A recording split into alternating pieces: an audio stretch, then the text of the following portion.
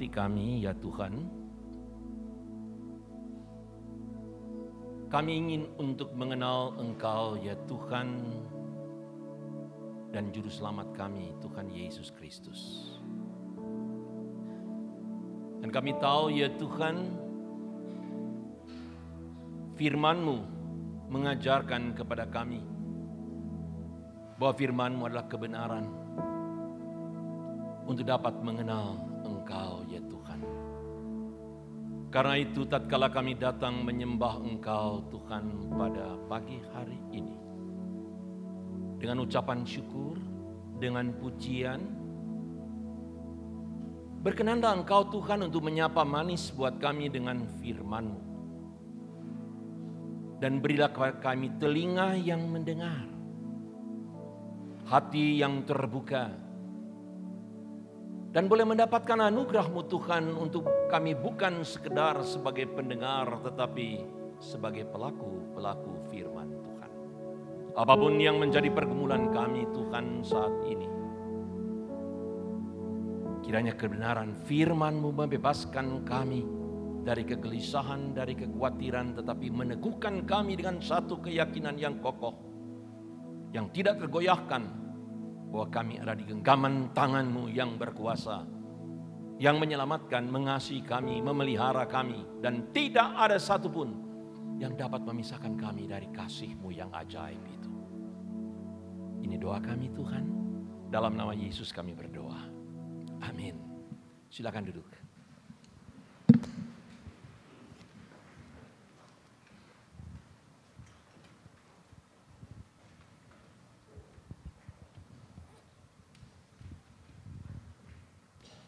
Saya meminta untuk ada stand karena tangan saya harus membuka-buka Alkitab, dan juga saya tidak memakai untuk supaya saudara dengan mudah melihat firman Tuhan di layar, tetapi saya inginkan kita untuk dapat mengikuti, ya, kebenaran firman Tuhan apapun yang ada di tangan saudara, apakah itu melalui HP saudara, iPad saudara, atau di Alkitab saudara, ya.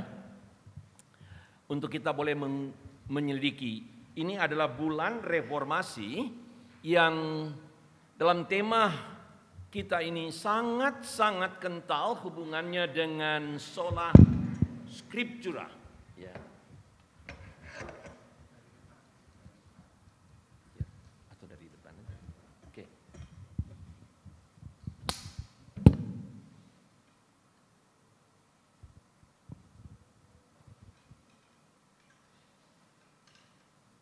Nah, tema yang diberikan pada saya adalah bagaimana mendengar suara Tuhan. Ya, are you serious dengan tema ini? Ya, tema ini bagus sekali, saudara, ya, dan penting. Tetapi saya mau ingatkan saudara, yaitu bahwa tema ini mempunyai satu konsekuensi logis yang seringkali tidak mudah. Waktu kita berkata bagaimana mendengar suara Tuhan, itu berarti kita mau mendengar suara Tuhan. Tetapi apakah kita ini siap kalau Tuhan berbicara kepada kita? Pertanyaan itu perlu kita renungkan. Apakah kita siap pada waktu Tuhan menyapa kita? Apakah kita mau taat atau tidak? Kalau itu enak, diberkati, sukses, dan seterusnya. Wow, menyenangkan. Tetapi sudah sekalian, bagaimana kalau seperti Paulus? Apa yang harus aku perbuat? Aku akan menunjukkan kepadamu berapa banyak penderitaan yang engkau alami. Ya Tuhan, aku di sini. Enak gak? Tuhan, berfirmanlah, engkau akan menderita. Engkau akan mengalami penganiayaan. Saudara, dan Paulus berkata terhadap penglihatan yang dari surga itu, aku tidak pernah tidak taat. Bagaimana pada waktu Yesaya harus menjawab panggilan Tuhan? Utuslah aku, tapi Tuhan mengatakan aku mengutus engkau kepada orang yang tidak mau dengar kamu. Dan akhirnya kamu akan dianiaya. bicaralah kepada mereka. Tapi mereka tidak akan mendengar. Enak nggak? Nggak enak. Dan seterusnya ada banyak contoh saudara sekalian ya. Nah itu sebabnya kita akan belajar dan biarlah dengan hati yang terbuka kita mau berkata, Tuhan ajarkanlah aku. Aku mau mendengar suara-Mu ya Tuhan. Dan Tuhan kuatkanlah aku untuk dapat menaati apapun, bagaimanapun firman-Mu yang Engkau berikan kepadaku. Nah saudara sekalian, pada sisi yang lain tema ini sangat relevan atau sangat hangat saudara sekalian di mimbar-mimbar gereja ya. Kita akan lihat nanti.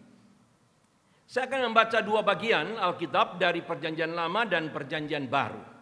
Yang pertama dari Perjanjian Lama yaitu dari Mazmur 32. Mazmur 32.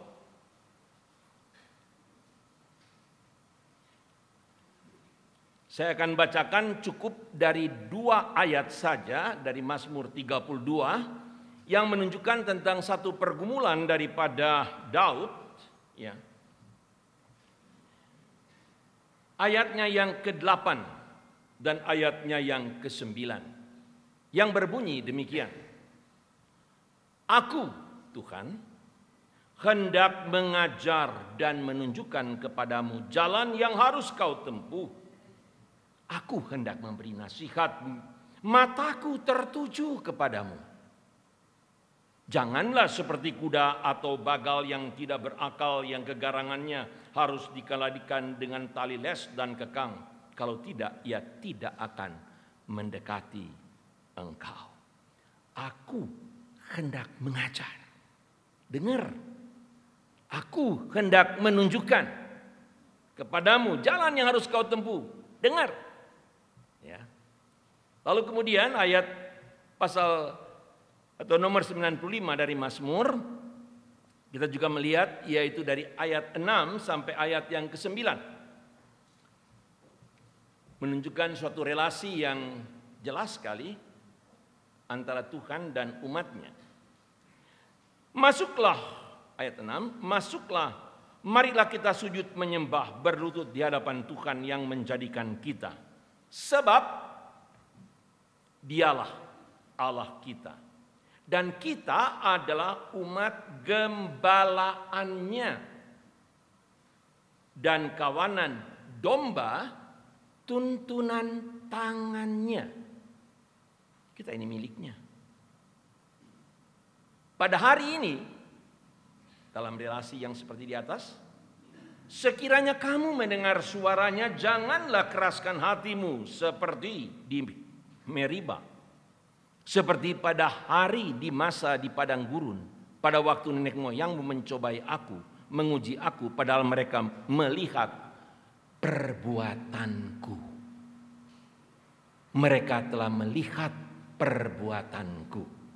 Lalu kemudian saudara sekalian kita melihat dari yaitu Perjanjian Baru yaitu dari surat Ibrani. Surat Ibrani pasalnya yang pertama. Surat Ibrani pasalnya yang pertama. Ayat pertama dan ayat kedua. Perhatikan saudara. Setelah pada zaman dahulu Allah berulang kali. Berulang kali. Dan dalam pelbagai cara berbicara kepada nenek moyang kita dengan perantaraan nabi-nabi. Maka pada zaman akhir ia telah berbicara kepada kita dengan perantaraan anaknya yang telah ia tetapkan sebagai yang berhak menerima segala yang ada. Oleh dia Allah telah menjadikan alam semesta. Allah berbicara berulang kali dengan berbagai cara. Allah mau umatnya mendengarkan karena itu adalah umatnya yang dia akan tunjukkan jalannya. Dengar dan dengan segala macam cara yang pada akhirnya melalui Yesus Kristus. Sampai di sana pembacaan firman Tuhan. Selamat dan berbahagia setiap orang yang mendengar firman Tuhan dan melakukan dalam kehidupannya. Saya secara kebetulan dalam bahasa manusia, dalam membuka-buka YouTube, pengkhotbah-pengkhotbah, saya kemudian melihat ada satu pengkhotbah, ya seperti ini. Ya. Dia lagi berkhotbah, lalu dia diam. Yes Lord, yes, yes, I understand. Yes Lord. Jemaat, kira-kira begitu. Ini dalam pengkhotbah di Amerika Serikat ya. Jemaat, Tuhan baru berbicara kepada saya. Bla bla bla bla bla bla. Betul nggak? Kok enaknya ya? Ya, oke. Ya, oke, I will. Oke, I will tell them. Wow. Sudah sekian, kalau saya begitu di sini, saudara pulang nggak? Dia dapat suara. Nah di Indonesia, saya tidak mau menyebutkan, saudara tahu, kalau saudara tahu syukur, tidak tahu nggak apa-apa. Tapi ini nyata. Ada yang kemudian berbicara dan berkata, ini baru nih. Saya baru dapat berita. Transfer besok selambatnya jam 1 siang. Kalau tidak diberkati. Oh. Ini baru dikatakan kepada saya. Saudara, luar biasa kan?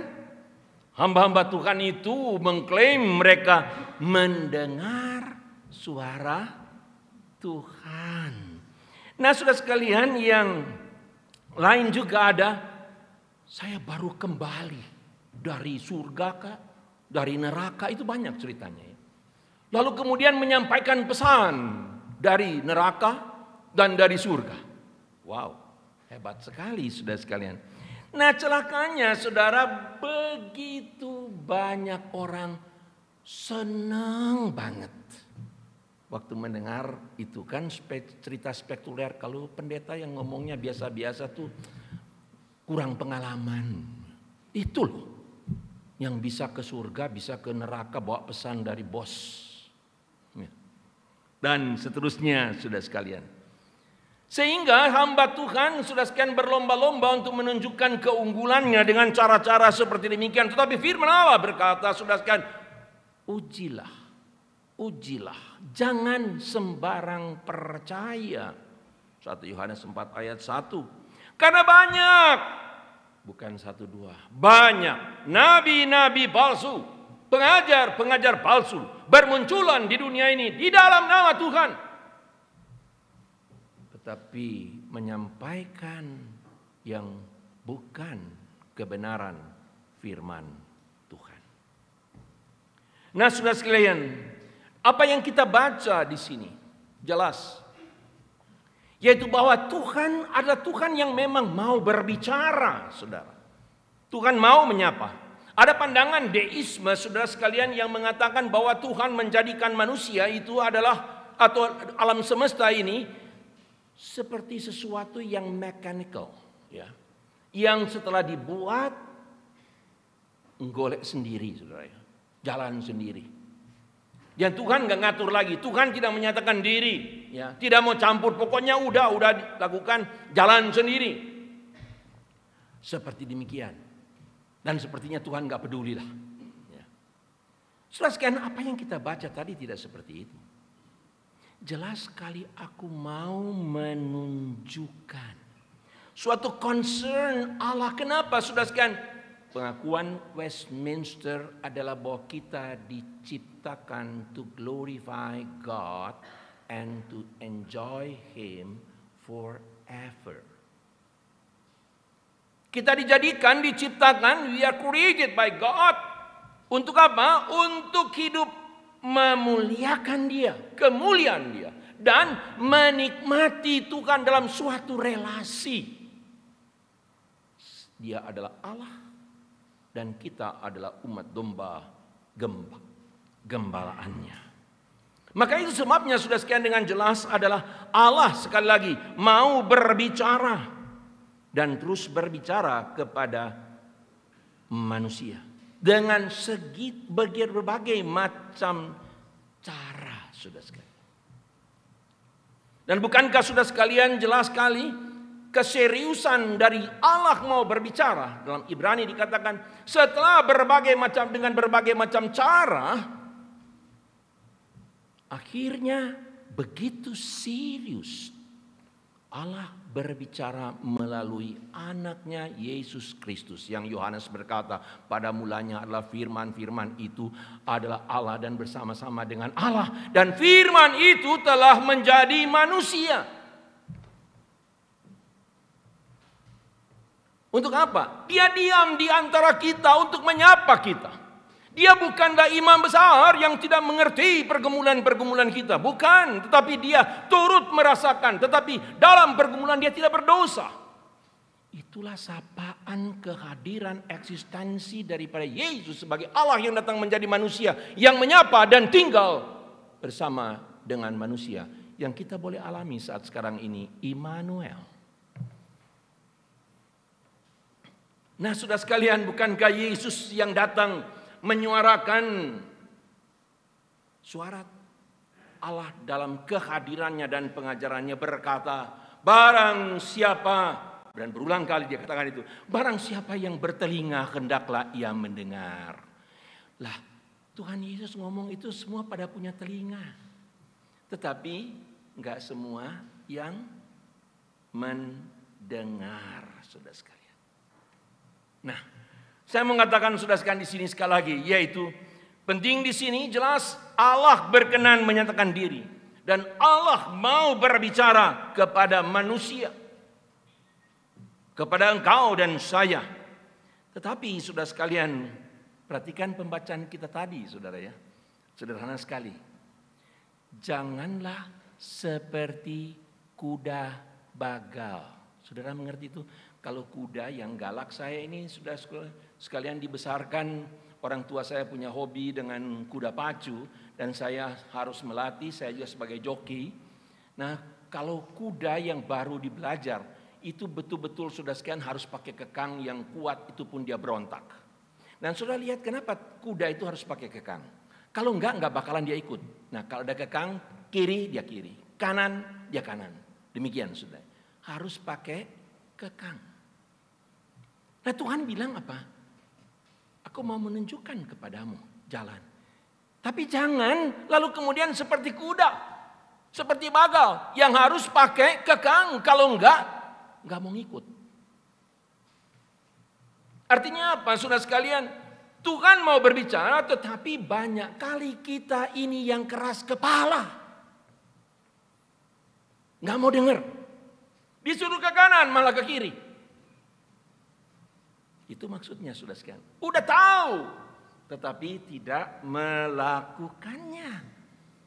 Itu maksudnya saudara sekalian di sini. Dan di dalam pasalnya yang ke-95 yang kita baca dikatakan, pada hari ini kalau kamu mendengarkan suaranya, jangan keraskan hatimu. Artinya apa saudara sekalian? Pengalaman daripada sejarah kehidupan Israel berulang kali mengeraskan hati dari suara Tuhan. Sehingga saya boleh mengatakan dengan jelas saudara sekalian, dan ini perlu dipahami dengan jelas, yaitu persoalannya bukan Allah tidak berbicara kepada kita. Masalahnya adalah pada manusia yang tidak mau mendengarkan. Maka kalau tema bagaimana mendengar suara Tuhan, saudara ini betul-betul serius. Karena Allah mau berbicara. Allah mau kita dengar. Tapi masalahnya saudara sekalian, kita adalah seperti kuda bagal. Kita adalah orang-orang yang seperti orang-orang Israel itu yang dengan keras hati. Kalau kita dengar suara Tuhan yang menyenangkan, kalau kita dengar suara Tuhan yang menguntungkan, yang mengikuti hati saya, memenuhi nafsu kedagingan kita. Haleluya, amin.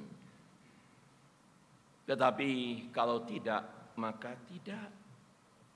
Saya berikan contoh saudara sekalian, ini adalah dalam bulan reformasi, yaitu sola scriptura, maka kita perlu membongkar banyak dalam kebenaran firman Tuhan.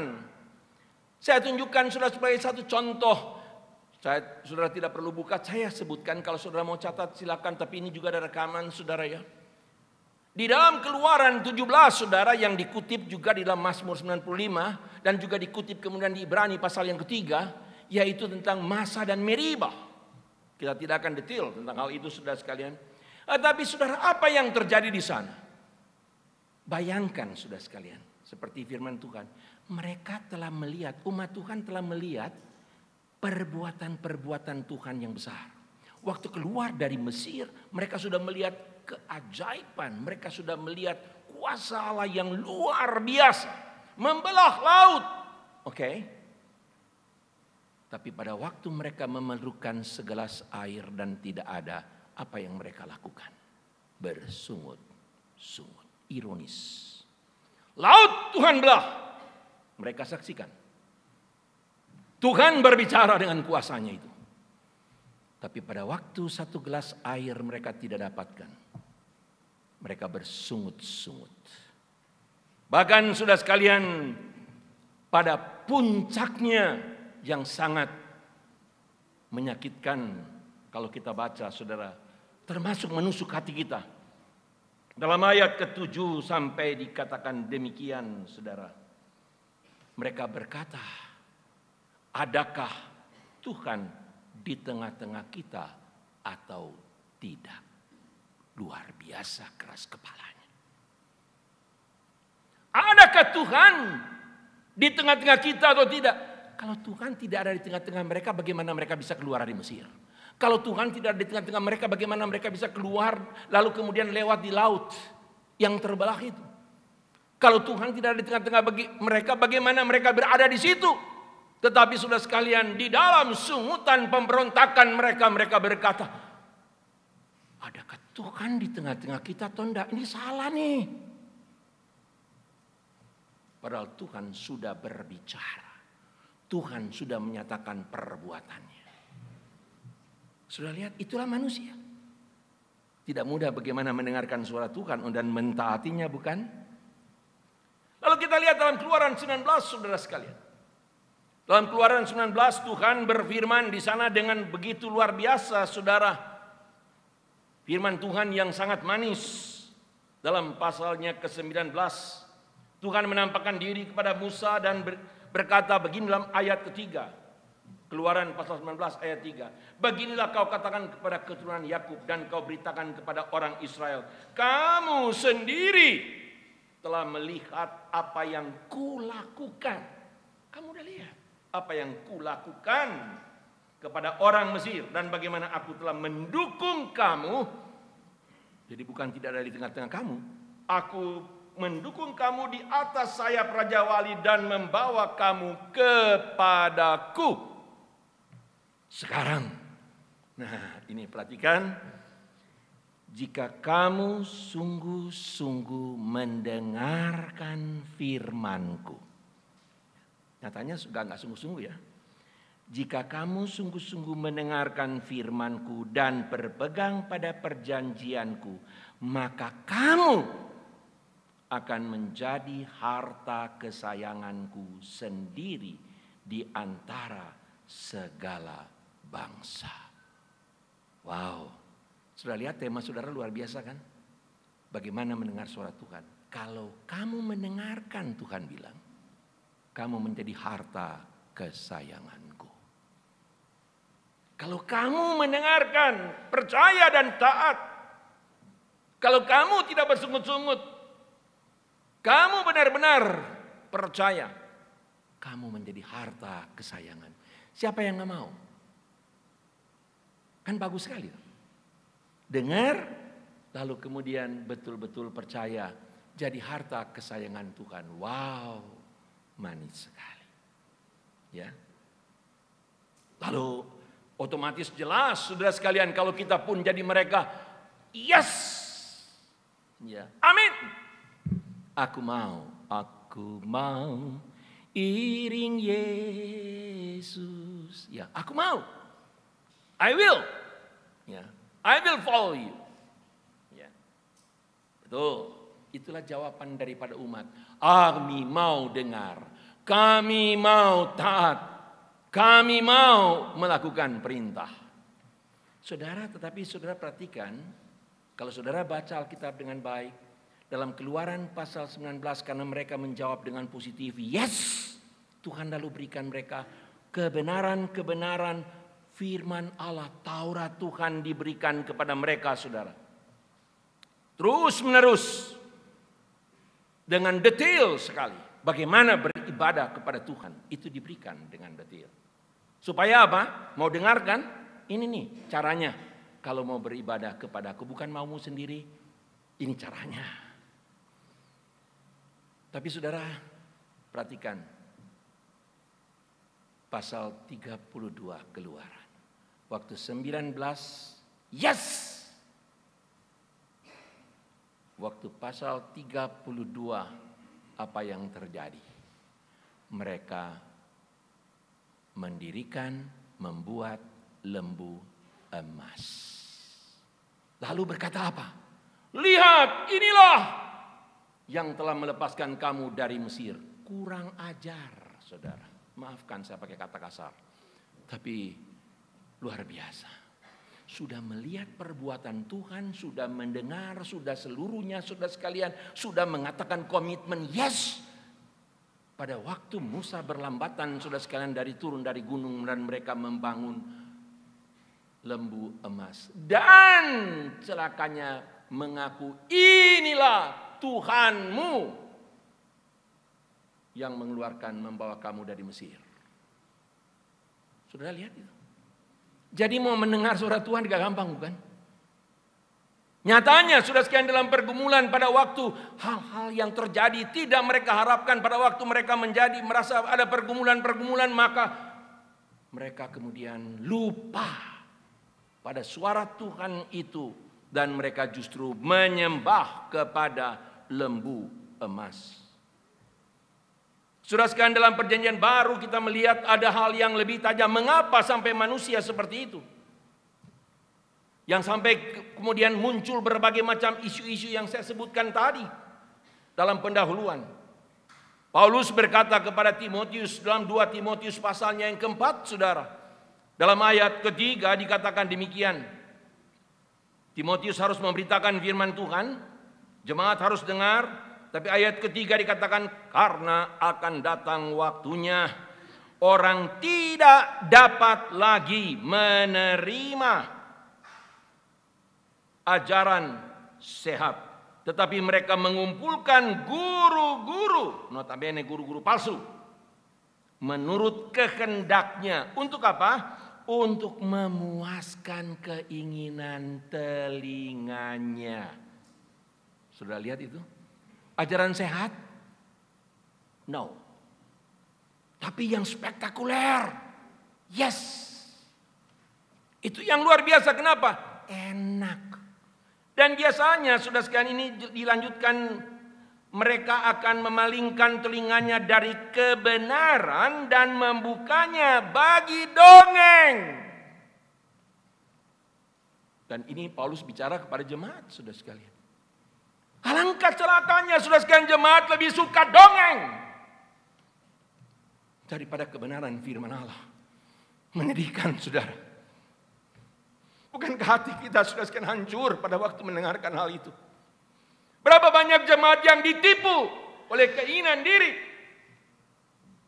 oleh pengajaran-pengajaran yang adalah dongeng, yang tidak berdasarkan kepada kebenaran firman Allah. Saya bersyukur kalau tema ini benar-benar saudara dengan sungguh bagaimana aku mendengar suara Tuhan. Tapi hakikat manusia yang kita lihat dalam perjanjian lama dan perjanjian baru adalah hanya mau mendengar apa yang diinginkan, memuaskan telinganya, memuaskan keinginannya. Saudara, ini hal-hal yang betul-betul tidak mudah. Dan ini adalah hal-hal yang sangat-sangat serius, saudara. Kalau saya pertajam, saudara ya. Kalau saya pertajam. Waktu mempersiapkan ini tidak mudah bagi saya, saudara. Tapi kalau saya mau pertajam. Dalam Yohanes pasal yang 8 ayat 43 sampai 45. Saudara, Yesus bilang apa? Saya parafrasekan ya, saya kalimatkan saja. Kamu ini percaya kepada bapamu yang pembohong. Kamu ini percaya kepada setan. Tapi aku berbicara kebenaran, kamu tidak percaya. Itu adalah perkataan Tuhan Yesus sendiri. Dalam kegalauannya menghadapi umat yang menyebut sebagai umat Allah, tetapi lebih percaya kepada dongeng. Lebih percaya kepada apa yang ingin didengar, saudara sekalian. Yang adalah daripada bapa pembohong. Tapi Tuhan Yesus berkata, aku bicara kebenaran. Kamu tidak mau percaya. Bagaimana dengan kita, saudara sekalian? Ini adalah hal yang tidak mudah, saudara. Tapi kemudian saya banyak sekali bagian ini, saudara. Tapi saya tidak akan membongkar sampai banyak sekali, waktunya tidak cukup bagi saya. Tapi saya mau katakan, saudara sekalian, di dalam Alkitab telah menunjukkan sampai kepada hari reformasi yang kita rayakan, saudara sekalian, pada bulan ini. Saudara tahu, kebenaran firman Tuhan yang selalu berperan sola scriptura. Apa yang terjadi dalam suatu reformasi pada Raja Yosia dalam pemerintahannya? Kami telah menemukan kitab Taurat. Dan Yosia raja itu berkata, bacakan itu. Lalu kemudian mereka mendengarkan dengan saksama. Dan semua berhala, semua yang tidak berkenan kepada Allah dimusnahkan. Itu dengar. Mereka bukan mendengarkan suara yang lain, sudah sekalian, tetapi mereka mendengarkan dari Taurat Tuhan. Waktu dibacakan, mereka mengatakan, oh celakalah kita. Ternyata kami punya banyak berhala. Ternyata kami telah menyeleweng. Dan itu sebabnya kemudian terjadi pembaharuan pada zaman Yosia. Oleh karena apa? Karena kebenaran firman Allah dinyatakan. Pada waktu zaman Nehemia, saudara sekalian, juga sama, Nehemia pasal yang ke-8 kita melihat di sana, yaitu sampai imam besar Hilkiah itu membacakan firman Tuhan, Taurat Tuhan itu dari pagi sampai tengah hari. Saudara, kita 15 menit, 30 menit, 40 menit dengar khotbah kadang-kadang gelisah. Ini mereka mendengarkan pembacaan firman Tuhan dari pagi sampai tengah hari. Dengan sungguh-sungguh mereka dengarkan. Bukan suara manusia, firman Allah. Waktu mereka mendengarkan itu sampai mereka menangis. Tapi Nehemia berkata, ini bukan hari untuk kamu menangis. Ini hari yang kudus bagi Tuhan. Kenapa umat Tuhan begitu desperate? Begitu merasakan hancur, mereka menangis. Mereka tahu mereka tidak sesuai dengan kebenaran firman Tuhan. Saudara lihat, reformasi terjadi adalah juga dengan kebenaran firman Allah yang Martin Luther kemudian temukan. Yaitu sola scriptura, yang berarti bukan Alkitab plus nubuatan-nubuatan yang atas nama Allah, tetapi tidak sesuai dengan kebenaran firman Allah. Saudara, lalu kalau begitu kita datang kepada mengerucut kepada tema kita, saudara. Kalau begitu bagaimana saya dapat mendengarkan suara Tuhan? No other way, my friend. Tidak ada jalan lain, saudara sekalian. Sola scriptura adalah Allah berbicara melalui kebenaran firman-Nya. Dan itu Ibrani sudah menyebutkan, bukan? Dengan berbagai macam cara dan akhirnya melalui Yesus Kristus. Allah berbicara. Dan jelas sekali itu. Saudara ingat, supaya rileks sedikit, saudara, saya lihat saudara tegang, saya juga ditegang sedikit, saudara ya. Saudara ingat pada waktu Tuhan Yesus menceritakan tentang orang kaya dan Lazarus yang miskin? Ya, cerita dari sekolah minggu bukan? Tapi coba maknai yang baik. Waktu itu saudara sekalian, orang kaya biasa suka perintah, saudara ya, biasa banyak pembantu. Maka Abraham pun dia perintah, saudara ya. Suruh tuh Lazarus pergi ke saudara-saudaraku yang belum percaya tuh. Gak enak nih sini, kasih tahu mereka. Ya. Sudah tahu apa jawab Abraham? Mereka punya kitab Taurat. Ya. Enggak cukup. Mesti ada orang yang pergi. Nah itu sekian, makanya banyak sedang menyaksikan dari surga dapat pesan. Dan inilah. Enggak benar, saudara sekalian. Abraham dalam pengajaran Tuhan Yesus mengatakan, mereka punya. Kalau nggak percaya, udah nggak percaya. Bukan lalu harus ada orang yang khusus pergi lagi menyatakan, saudara sekalian, yang di luar daripada kebenaran daripada Alkitab. Nah, bagian akhir daripada khotbah ini, saudara sekalian, saudara akan bertanya, kalau begitu bagaimana kita akan mengetahui, membedakan? Memang tidak mudah, saudara sekalian. Bagaimana kita dapat membedakan, saudara sekalian? Saudara, ada peristiwa yang saudara tahu semua. Pada waktu Yesus dalam Matius 16 bertanya kepada murid-muridnya, menurut kata orang, siapakah aku ini? Saudara ingat ceritanya ya? Lalu mereka menjawab, tapi singkatnya Petrus kemudian menjawab, engkaulah anak Mesias, anak Allah yang hidup. Tuhan Yesus berkata, berbahagialah engkau Petrus. Mengapa?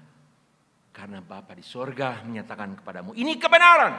Ya, kebenaran dialah Mesias, anak Allah yang hidup. Maka Tuhan Yesus berkata 100. Ya, benar, berbahagialah engkau. Kenapa? Karena kebenaran firman Allah yang disampaikan. Tapi pada waktu Tuhan Yesus berkata bahwa dia harus menderita, lalu kemudian Petrus berkata apa? Oh, dijauhkan Allah kiranya hal itu daripadamu. Tuhan Yesus berkata, enyahlah engkau hai iblis. Karena engkau bukan memikirkan perkara-perkara yang dari Allah, tetapi dari manusia. Saudara lihat di sini. Waktu Petrus bicara, engkaulah Mesias, anak Allah yang hidup. Karena itu firman Allah, Tuhan berkata berbahagia. Tapi pada waktu Petrus, saudara sekalian, yang tidak mau menderita, yang punya konsep yang lain, yang mengikuti hatinya sendiri berkata, janganlah engkau menderita. Tuhan Yesus berkata, enyahlah engkau. Engkau menjadi penyesat bagiku. Saudara lihat betapa bahayanya. Satu sisi kita lihat orang menyampaikan firman Tuhan. Sisi yang lain kemudian bisa terjadi. Justru kemudian Bapa pembohong yang berbicara di belakang itu. Hati-hati. Oke?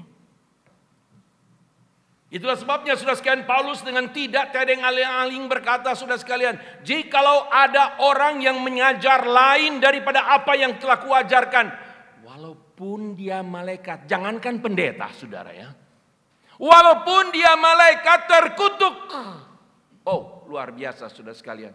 Kalau ada orang yang mengajar, kalau sudah dengar, yaitu ada orang mengajar lain daripada kebenaran Alkitab atau di luar daripada Alkitab, saudaraku, Paulus bilang, biar dia malaikat terkutuk.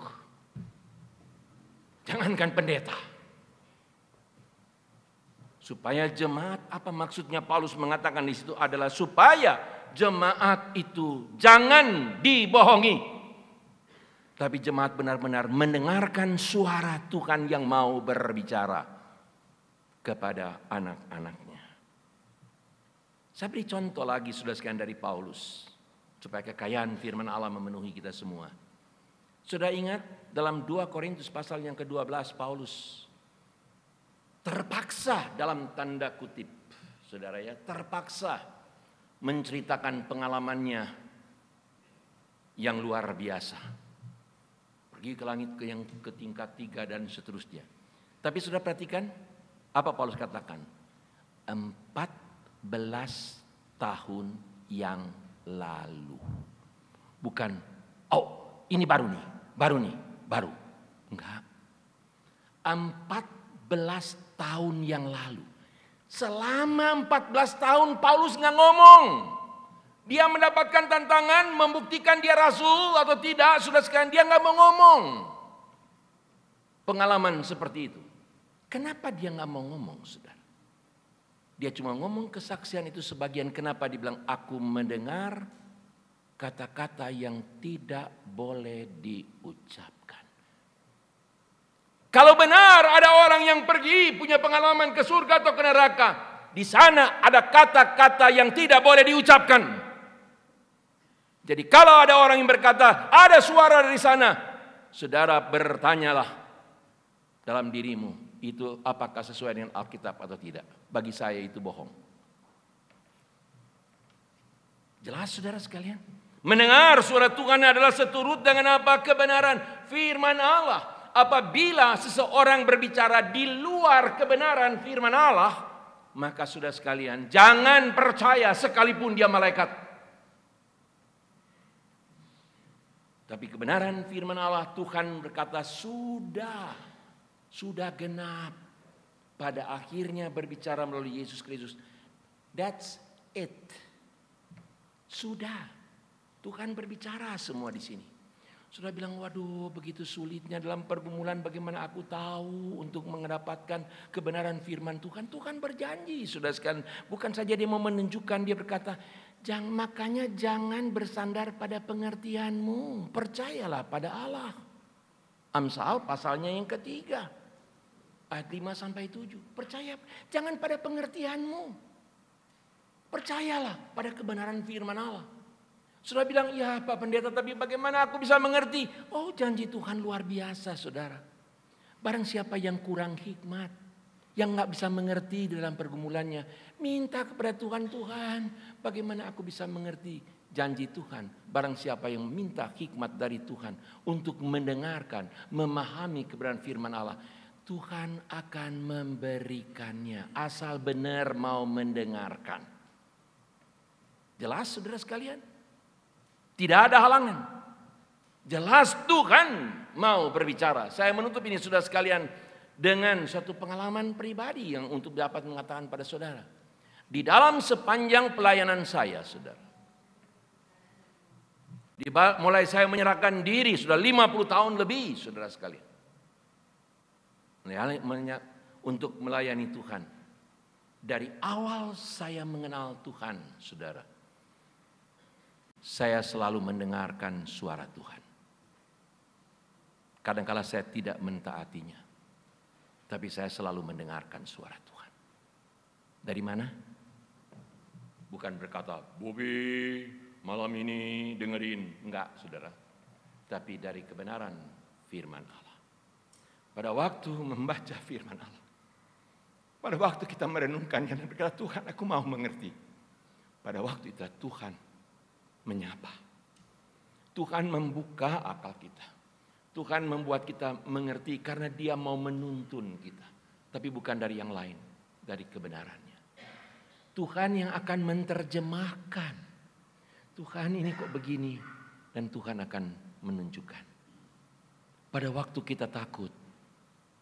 Kita baca dan Tuhan berkata, jangan takut. Aku menyertai engkau. Pada waktu kita menghadapi kesulitan yang berat, Tuhan aku tidak mampu. Kita ingat Tuhan berkata, tidak ada yang mustahil bagiku. Pada waktu kita berkata, Tuhan aku capek. Tuhan, aku gak berdaya.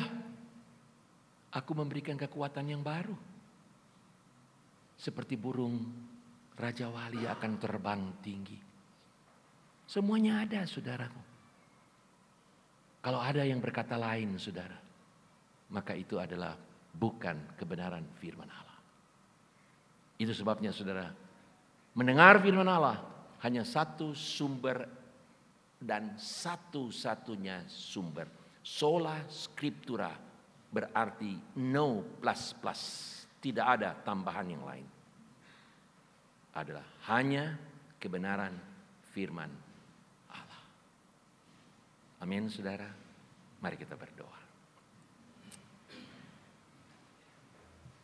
Tuhan, Engkau tahu kebodohan kami, keterbatasan kami,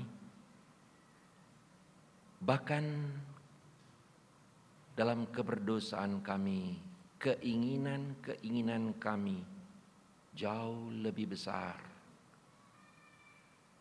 daripada kerinduan kami, ketaatan kami kepada Engkau ya Tuhan.